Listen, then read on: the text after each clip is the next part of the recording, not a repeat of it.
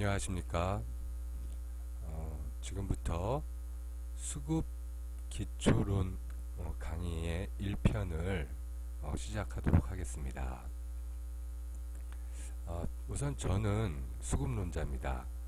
수급론자로서 일단 시장에서 가장 기본적인 시장 접근을 할 때 수급부터 접근해 보면서 시장을 판단하는 이제 그런 형태로 이제 시장을 대하고 있습니다. 그렇다면 소위 수급론자라고 하는 경우에는 일반적인 차티스트와 달리 어떤 수급적인 수치들이나 이런 부분들을 중시한다, 이렇게 기본적으로 생각해 볼 수 있을 텐데요.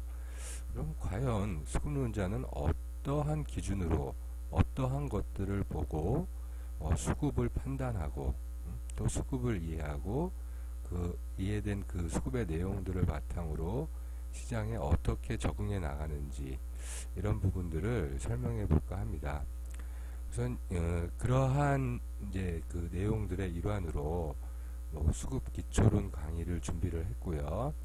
수급 기초론의 강의가 진행되면서 제가 이제 말씀드릴 내용들은 다음과 같은 내용들입니다. 이 수급 기초론의 그 커리큘럼은 다음과 같이 구성이 되겠습니다.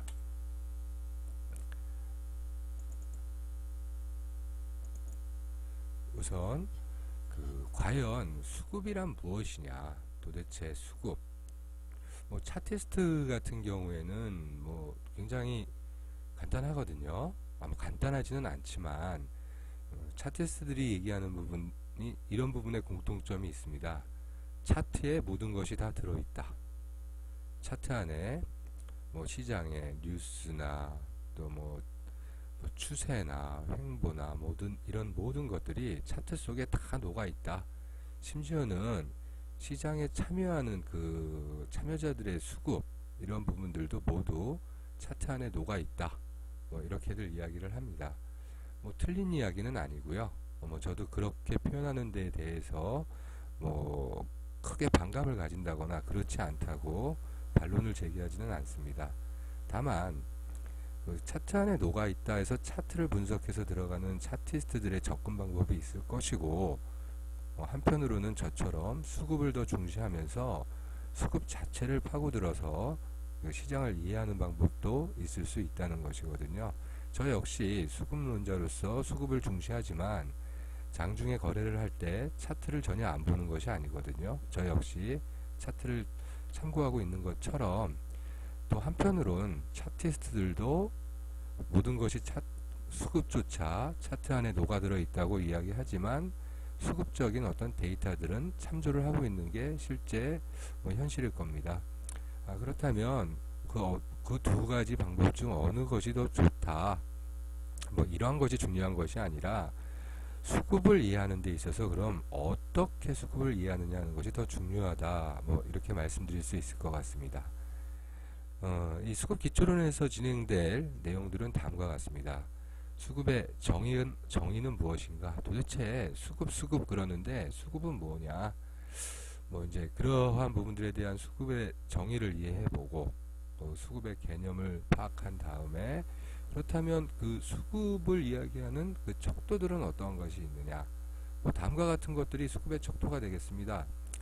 베이시스, 캐리, 베이시스와 캐리 간의 괴리도, 또 괴리율, 이런 것들을 통해서 이해해보는 프로그램, 또 수급 자체와 연결이 되겠죠. 가격, 또 거래량. 기본적으로 가격과 거래량은 수급에 있어서 가장 기본적인 요소라 할 수 있겠습니다. 그리고 흔히 요즘 개인들한테 인기라고나 할까요? 다들 보는 부분인데요. 주체별 현황. 사실 이 주체별 현황은 말도 많고 탈도 많은 부분입니다. 주체별 현황을 믿으면 크게 다친다. 그러나 또 주체별 현황을 그러면서도 다 참고들을 하거든요. 그리고 어떤 때는 보면 일반적으로 해석되어야 할 주체별 현황 흐름대로 진행이 되지 않는 경우들도 부지기수로 있습니다. 이제 그런 측면에서 또 주체별 현황 역시 수급의 어떤 중요한 척도들입니다. 이 주체별 현황에 대해서도 이해하는 방법에 대해서 보다 좀 구체적이고 또 다각적인 차원에서 종합적 시각을 갖고 분석해 볼 수 있도록 이제 파고들어 볼 예정이고요. 그 다음에 이제 선물의 미결제 약정, 또 선물만이 아니라 옵션의 미결제 약정까지 상세히 살펴볼 것이고요. 그리고 이 수급기초론의 마지막 종합 마무리는 그 시장 조성이 그렇다면 그 개인들의 수급과, 즉 개인이라 하면 시장 참여자의 수급이라고 저는 말씀드리겠고요. 또 시장 조성자의 수급, 그러니까 마켓 메이커라고 하죠. 마켓 메이커와 시장 참여자가 어우러져서 이루어지는 시장 조성의 기본 패턴이 이제 확장형과 수렴형으로 저는 이제 분별을 해 놓았습니다. 그래서 어떠한 형태로 시장 조성이 이루어지는지까지를 강의하는 내용으로 해서 수급 기초론을 진행하도록 하겠습니다. 우선 이제 뭐 처음에 수급이란 무엇인가 라는 이야기를 제일 먼저 해야 될 것이고요. 수급이란 무엇인가를 이야기하는 데 있어서는 수급의 척도들을 가지고 이야기를 한다면 결국 그것이 수급이 될 것입니다. 가격이라는 것, 수급이 도대체 무엇을 보는 것이냐, 즉 가격을 보는 겁니다. 가격. 차트도 마찬가지거든요. 차트가 무엇으로 만들어지느냐 하면 가격으로 만들어집니다. 가격이 성립이 돼서 가격이 찍히고 나면 가격의 흐름이 그려지고, 가격의 흐름이 그려지는 것이 차트입니다. 그러면 가격 차트가 만들어지고 난 다음에 가격으로 인해서 뭐 평균도 나올 것이고 뭐 이러이러한 자료들이 나오게 되는데요. 그런 것들이 보조지표로서 나올 수 있는 것들이겠죠. 모든 차트상에서는 가격이 먼저입니다. 가격이. 그래서 차트에서 문제를 삼고 있는 부분이 가격보다 후행이다. 근데 사실 그 얘기는요, 수급도 마찬가지입니다. 수급도 일정 부분, 어느 특정 선에서는 가격이 먼저 만들어진다고까지 얘기할 수 있는 부분이 사실 있기도 합니다. 그럼에도 불구하고 수급은 가격이 앞선다라고 주장하는 것이 수급론자들의 일관된 주장인데요. 그것은 다음과 같음입니다. 수급이 먼저 형성이 되고 그 형성된 수급 상황에 따라서 결국 가격이 정해진다. 그렇기 때문에 수급이 먼저다. 이렇게 얘기하는 것이 수급론자들의 그 입장입니다. 그런데 제가 이제 그 부분에 대해서 수급도 어느 부분 일정 후행적 요소가 있다라고 말씀드리는 것은요, 다름이 아니라 그 가격이 결정되는 이전에 수급이 형성되는 것은 사실이지만 우리가 그 변화되는 수급의 내용들이 어떻게 변화하는지 우리가 관찰하고 살핌에 있어서는 가격이 형성되고 난 다음에 수급의 변화가 체크가 된다는 점이거든요. 결국 인식하는 데 있어서는 수급 역시 어떤 측면에서는 가격에 후행하는 부분이 사실 존재한다는 것을 부정하기는 어렵습니다. 그럼에도 불구하고 거래량이나 뭐 이제 베이시스 캐리 또 뭐 이런 프로그램들이 움직이는 부분들 이런 부분들을 놓고 볼 때 또 미결제 약정이나 이런 부분들은 실제로 가격이 형성되기 이전에 미리 그 움직이는 부분 측면이 분명히 있기 때문에 수급은 가격에 우선하고 또 가격에 선행한다라는 수급론자의 주장이 일정 부분 동조를 얻고 있는 것도 사실입니다. 그러나 분명한 건 시장에서 트레이더로서 거래에 맞서 있을 때 우리가 수급의 변화를 체크할 수 있는 부분이 어느 정도냐라는 것이 굉장히 중요하거든요. 과연 수급이 가격에 선행한다라고 말할 수 있겠느냐라는 부분에 있어서는 뭐 수급이 선행한다라고 주장하는 많은 이들도 사실 선뜻 섣불리 대답하기는 어려운 부분이 있다는 것을 사실 인정해야 할 것입니다.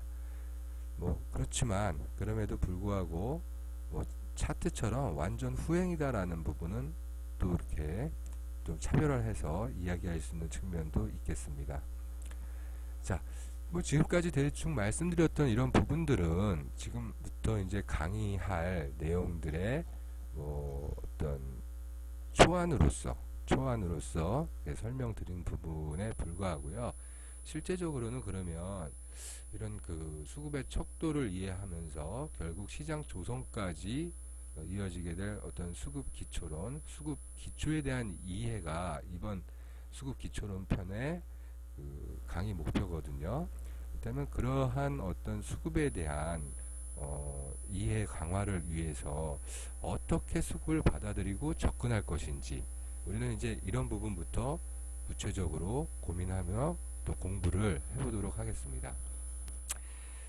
제가 아마 옵션의 본질 강의를 진행하면서도 드렸던 말씀이 있지만 사실 어렵게 접근을 하면 굉장히 어렵게 접근하게 됩니다. 그리고 또 접근법이 어려워지면 그 설명을 듣는 상대 입장에서는 더더욱 이해하기 어려워지게 되고 설명하는 이는 뭐 굉장히 유창한 말로 늘어놓지만 결국 핵심은 없는 경우가 되는 경우가 많이 생기거든요.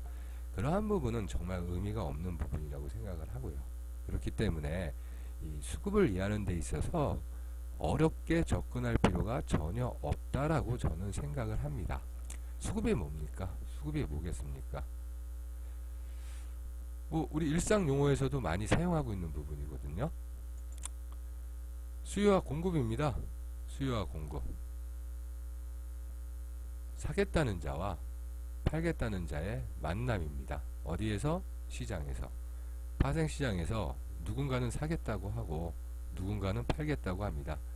그래서 합의가 이루어지면 사겠다는 이와 팔겠다는 이의 합의가 이루어지면 가격이 형성됩니다. 합의점의 변화가 결국 가격의 변화가 됩니다. 합의점의 변화는 수요의 변화나 공급의 변화에 의해서 이루어진다는 것이 뭐 그 수급론자들이 주장할 수 있는 가격 측면의 접근이 되겠죠. 뭐 쉽게 그림으로 살펴보겠습니다. 우선 수요가 감소한다면요. 디맨드 라인이 디맨드 커브가 수요 곡선이 이렇게 그려지죠. 일반적으로. 또 공급 곡선은 공급자들의 공급 곡선은 이렇게 그려집니다. 그러면 이렇게 파랗게 그어져 있는 공급 곡선이 존재하는 상태에서 수요자들의 그 수요가 감소한다면, 즉 사겠다는 사람들의 그 가격이 낮춰지는 거죠. 나는 안 사, 그 가격이 비싸서 안 사. 수요가 감소합니다. 수요가 감소하게 되면 사겠다고 참여하는 사람들이 줄어든다는 얘기이기도 합니다. 수요 곡선이 좌측으로 이동하겠죠. 점선으로 된 부분으로. 그러면 합의점이 낮아지겠죠. 합의점이 낮아지겠죠. P에서 뭐 요 정도 가격이 되겠죠. 요 정도 가격으로 가격이 낮춰질 겁니다. 또 마찬가지로 공급의 변화를 살펴본다면요. 사겠다는 이들은 일정하게 존재하는데 팔겠다는 이들이 많아집니다. 공급자들이 증가하게 되면 그 공급량이 늘어나게 되겠죠. 공급량이 늘어난다는 것은 시장에서 공급선이 우측으로 이동하게 되겠죠. 그러면 이쪽으로 가게 되면 합의점이 또 이 가격에서 이 가격까지 낮아지겠죠. 공급자는 늘어나고 수요자는 감소한다면 전부 점선으로 변화하겠죠. 점선으로 변화한 상태에서 가격이 P에서 P'으로 낮아집니다. 이 이야기는 우리가 보통 일반 이제 경제학 쪽에서 많이 사용하는 그래프인데요. 사실 이 정도 그래프는 뭐 제가 학창 시절에는 중학교 때쯤에 이제 봤었던 곡선들이고요. 요즘은 초등학생들도 배운다고 하는 것 같기도 하더라고요. 그만큼 단순하고 쉽고 간단한 내용들이 담겨 있는 부분입니다. 그 사겠다는 이와 팔겠다는 이들의 어떤 그 양적 변화에 의해서 합의점의 변화, 즉 수요와 공급의 변화가 발생하게 되면 가격의 변화가 발생되게 된다. 이것이죠. 수급이란 바로 수요의 숫자와 공급의 급자입니다. 수급, 그것이 바로 수급의 기본 자체라고 할 수 있겠죠. 그렇다면 이 수요와 공급, 이것이 의미하는 것이 무엇일까? 저는 뭐 한마디로 이렇게 생각합니다. 수급이란 수요와 공급입니다. 그런데 이것은 수급은 바로 인간의 마음입니다. 어떠한 상황 변화에 처했을 때 인간은 팔고 싶어지기도 하고 사고 싶어지기도 하고, 또 누구는 사고 싶어 하지만 누구는 팔고 싶어 할 수 있고, 각각 다 다르게 되어 있습니다. 그 상황에 처했을 때. 그런 인간의 마음과 마음이 부딪혀서 시장에서 이제 어우러지는 것, 밀고 땡기고 합니다. 인간의 마음에 의해서 이루어진 그 자체가 시장에서 밀고 땡기고 하는 것, 이것이 바로 수급을 접근하는, 제가 주장하고자 하는 수급에 대한, 수급론에 대한 가장 기본적인 출발점입니다. 수급이란 인간의 마음이다. 제가 옵션의 본질을 이야기하면서 옵션은 인간의 꿈이다, 그렇게 해서 시작을 했거든요. 그것처럼 수급은 이제 인간의 마음이다 라는 부분으로 시작합니다. 저는 이 부분을 굉장히 강조하겠습니다. 근데 여기서 수급이란 인간의 마음이다 라는 이야기를 제가 말씀을 드렸는데, 잠깐 이런 이야기를 한번 던져놓고 지나가겠습니다. 우리는 선물 매수를 하고 이제 선물 매도를 했을 때, 시장 참여자가 선물 매수를 했다는 것은 시장 조성자가 선물 매도를 했기 때문이다. 뭐 이제 이렇게 쉽게 생각할 수 있고 넘어가기 좋거든요. 또 시장 참여자가 선물 매도를 했다는 것은 시장 조성자가 선물 매수를 한 것이다. 제가 대방이라는 표현을 자주 쓴다고 했는데요. 상대방에서 상자를 뺀 것을 대방이라고 그러거든요. 시장 선물 매수의 상대방은 시장 선물 매도자고, 선물 매도의 상대방은 대방은 선물 매수자다. 이제 이렇게 접근하는 거거든요. 근데 선물 매수를 했을 때, 개인이 선물 매수를 했을 때, 또 개인이 선물 매도를 해서 그 자체 수급이 결정된다 하더라도, 선물 매수를 한 개인의 대방은 시장 조성자고, 동시에 이루어진 체결 내용이라 하더라도 선물 매도의 대방은 시장 조성자다라는 이 부분을 한번 생각을 해봐야 된다는 부분을 짚어보고 싶고요. 근데 그것을 또 뛰어넘어서 한 가지 더 해놔야 될 부분이 있습니다. 크레딧과 데빗에 대한 부분을 제가 옵션 레이쇼를 설명을 드리면서 말씀을 드렸었는데, 여기서도 크레딧과 데빗에 대해서 생각을 해볼 필요가 있습니다. 선물 매수자는 크레딧의 입장에 있는 것이 아닙니다. 발행하는 입장이 아니거든요. 선물 매수라는 것 자체가. 그렇다면 시장 조성자가 선물 매도를 했다는 것이 발행행위일까요? 잠깐 생각을 한번 해보겠습니다. 어떻게 또 이렇게 생각해보면 그렇게 생각을 할 수도 있겠지만, 저는 그것이 아니라고 이제 말씀을 드릴게요. 옵션과 달리 선물 상품은 매수와 매도가 동일하게 델타가 존재하면서 다른 그릭스가 존재하지 않습니다.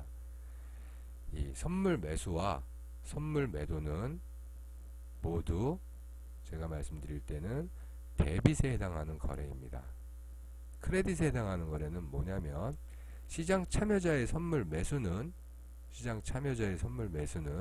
데빗 행위이고, 선물 매수라는 상품을 발행하는 시장 조성자의 행위가 바로 크레딧입니다.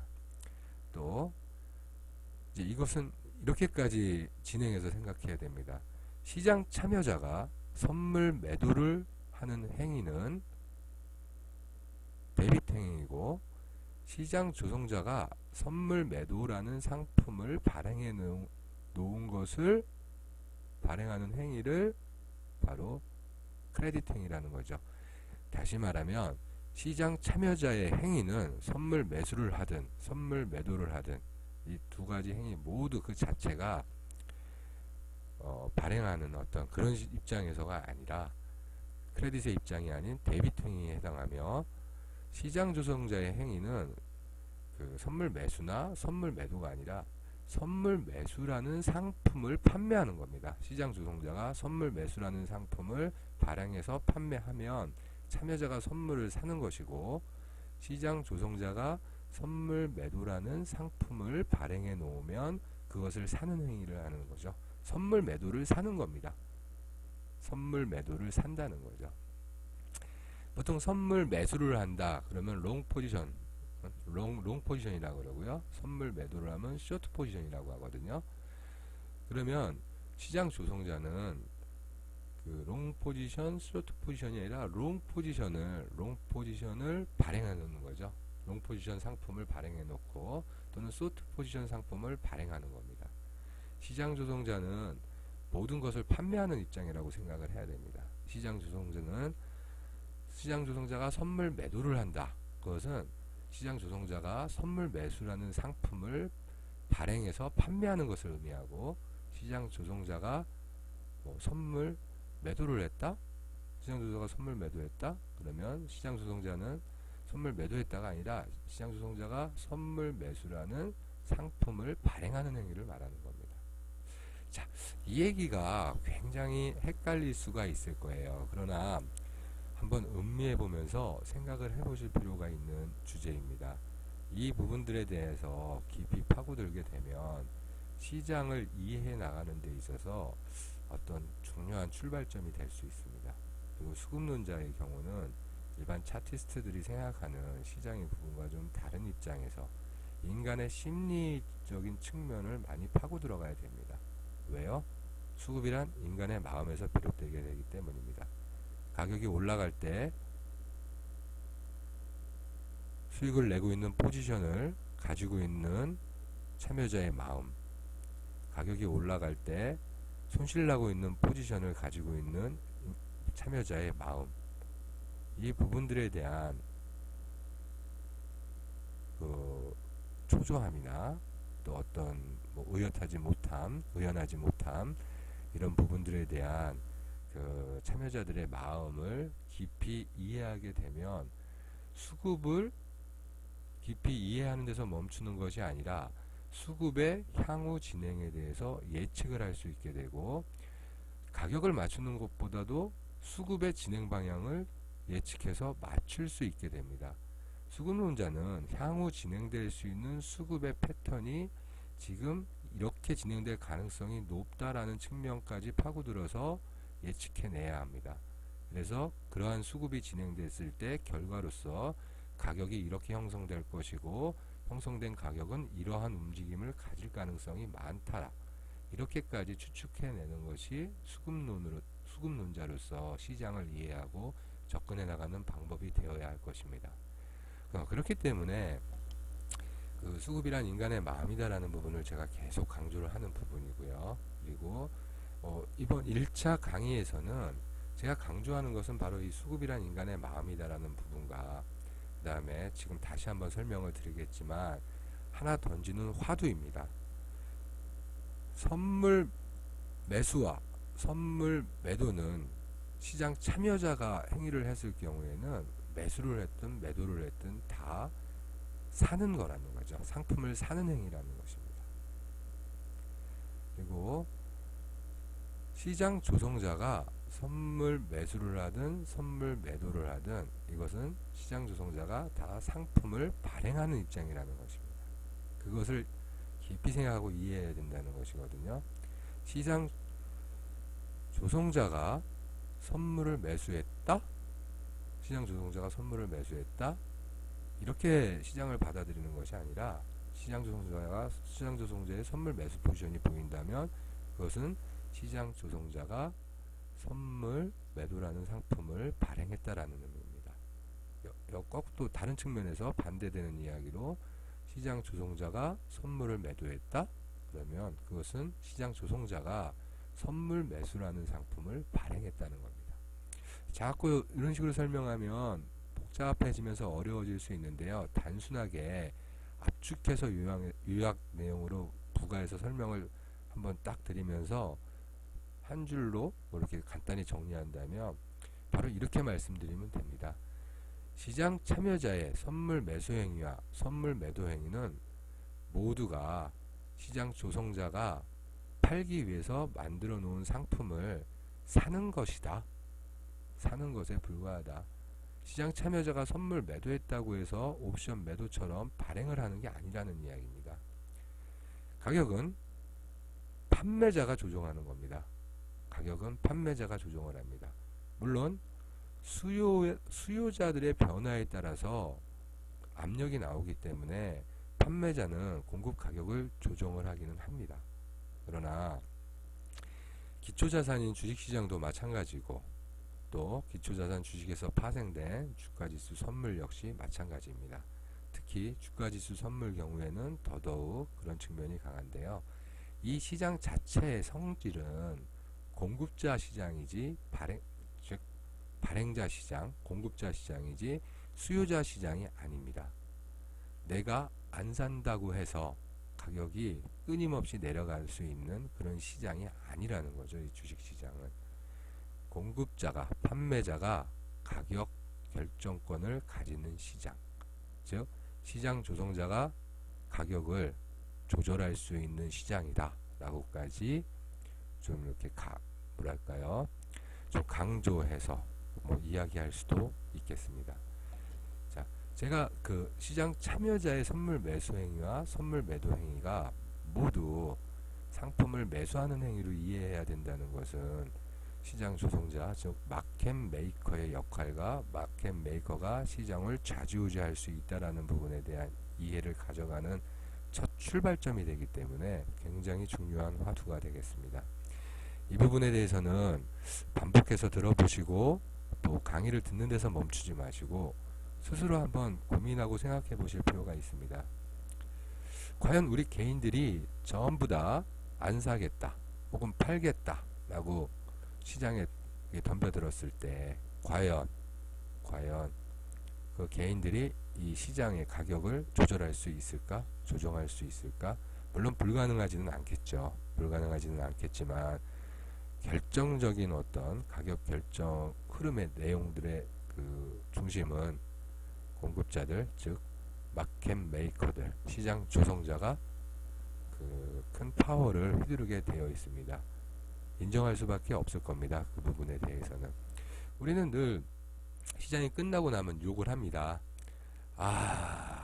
XX들 시장을 이따위로 더럽게 움직인다, 이제 이런 식으로 욕을 하게 되고요.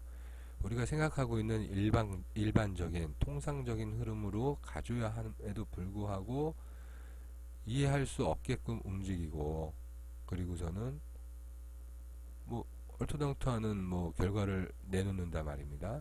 그거는 발행자가, 판매자가 가격을 자신들 마음대로 조절할 수 있는 시장이기 때문에 나올 수 있는 현상입니다. 그런 현상을 욕하는 데서 멈추지 말고 그 시장 자체, 우리가 참여하고 있는 이 시장 자체의 성질 자체가 그러하다라는 것을 인정하고 들어가는 것 또한 필요하다는 것이 저의 주장이 되겠습니다. 지금까지 이야기한 내용들, 바로 이제 수급의 개념, 수급이란 인간의 마음이다라는 부분들, 수요와 공급으로 인해서 결국은 그 가격이 조정된다는 이야기들을 제가 진행을 했고요. 이번 지금까지 이해한 개념을 토대로 이제 마지막을 호구란 무엇인가 라는 것으로 이제 정리를 할까 하는데요. 호구에 대한 뜻은 여러 가지 뜻이 있어요. 호랑이의 아가리, 호랑이의 입이라고 이제 보통 일반적으로 한자로 이렇게 해석하는 경우도 있고요. 또 호구 그러면 보호할 호자의 장비 구자에서 이제 보호하는 장비들, 예를 들면 태권도 할 때 이렇게 몸에 이렇게 다는 그런 보호 장비들 같은 것들을 호구라고 하거든요. 그리고 이제 또 이런 표현도 합니다. 그 남자들의 성기를 보호하는 그 착용대가 있거든요. 이제 그런 부분들을 호구라고 하기도 합니다.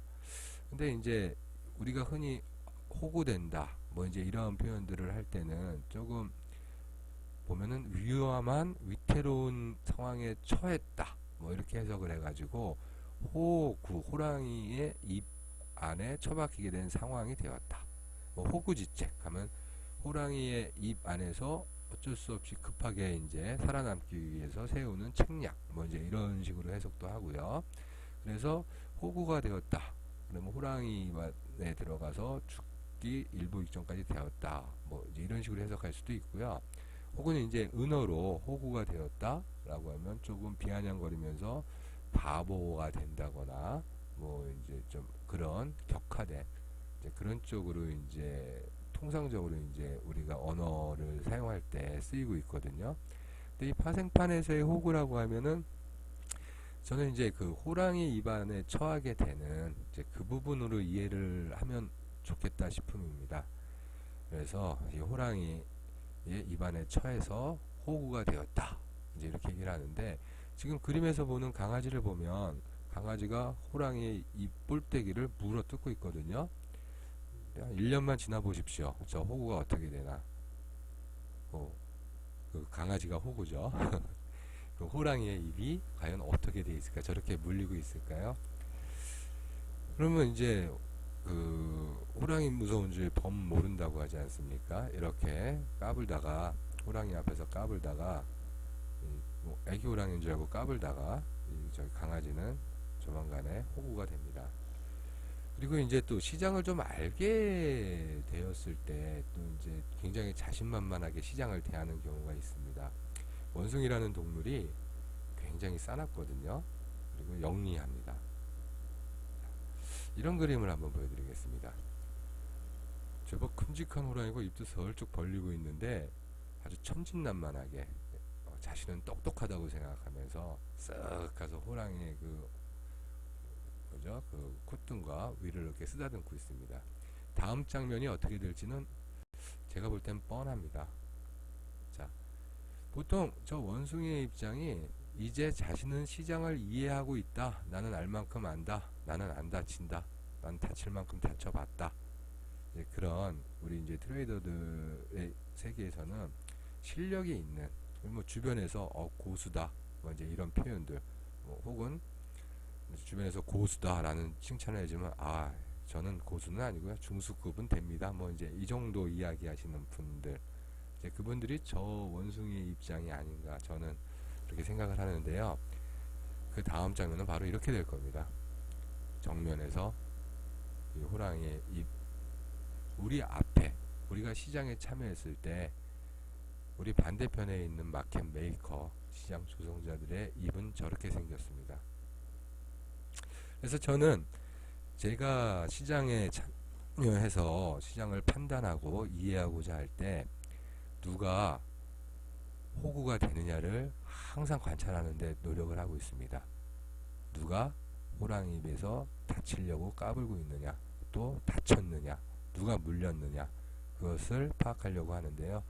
그 파악해가는 과정에서 제가 가지고 있는 기준 관점은 지금부터 계속 강의를 이제 오늘 1강을 끝내고 2강, 3강 계속해서 이어나갈 이 수급론을 통해서 호구를 살피는 게 저의 시장 접근법입니다.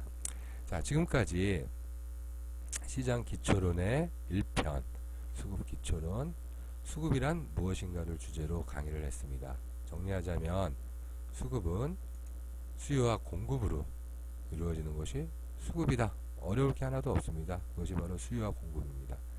사고자 함과 팔고자 함은 결국 인간의 마음에서 나오게 되어 있습니다.